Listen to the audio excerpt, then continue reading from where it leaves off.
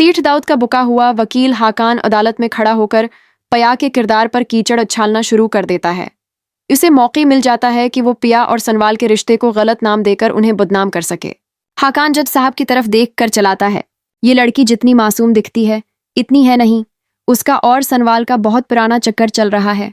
अगर प्यार नहीं होता तो कौन अपनी जान खतरे में डालता। यहाँ भी नहीं रखता। सनवाल की तरफ अंगली उठाकर कहता है। ये सनवाल पहले से दाऊद का वफादार था, लेकिन जब उसे पता चला कि सेठ पैसे नहीं देगा तो उसने प्या के साथ मिलकर ये पूरी साजिश रचाई। दोनों शादी करना चाहते थे और सेठ से मोटी रकम भी वसूल करना चाहते थे। हाकान कोर्ट में वो तस्वीरें पेश कर देता है जो सनवाल के प्या के घर आने जाने के दौरान छिपकर ली गई थी।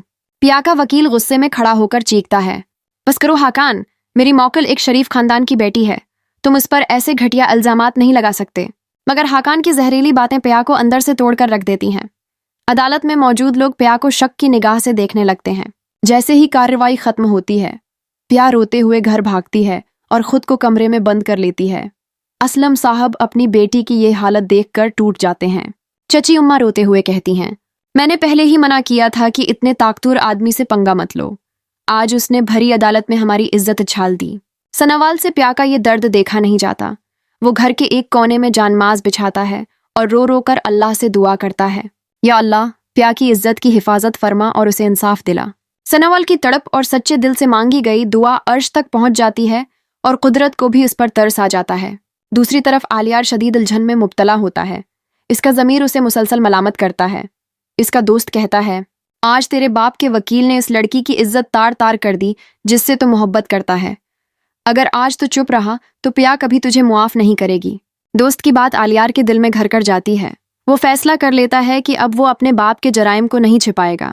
आलियार वो तमाम खफिया सबूत जो दाऊद के खिलाफ थे चुपके से प्या के वकील तक पहुंचा देता है। इधर घर में प्या अपने कमरे का दरवाजा खोलती है। उसकी आंखों में आंसू सूख चुके होते हैं। वो इस्लम साहब के पास आकर एक बड़ा फैसला सुनाती है। वो कहती है, अबू, लोग मेरे और सनवाल के रिश्ते पर अंगलियां उठा रहे हैं ना, तो अब मैं उन अंगलियों को हमेशा के लिए तोड़ दूंगी। सनवाल घबरा कर कहता है, प्या, जज्बात में आकर फैसला मत करो, तुम आलियार से मोहब्बत करती हो।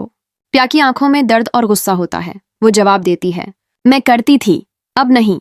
जो इंसान मेरी इज्जत लटते हुए खामोश तमाशा देखता रहा, मैं उसके साथ जिंदगी नहीं गुजार सकती। मेरा फैसला पक्का है, मैं तुमसे शादी करूंगी।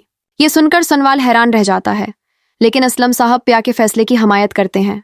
वो कहते हैं, यही सही है, दुनिया का मना बंद करने का यही तरीका है। इसी वक्त वकील का फोन आता है। आलियार ने दाऊद के खिलाफ पक्के सबूत दे दिए हैं। अब दाऊद का जील जाना तय है।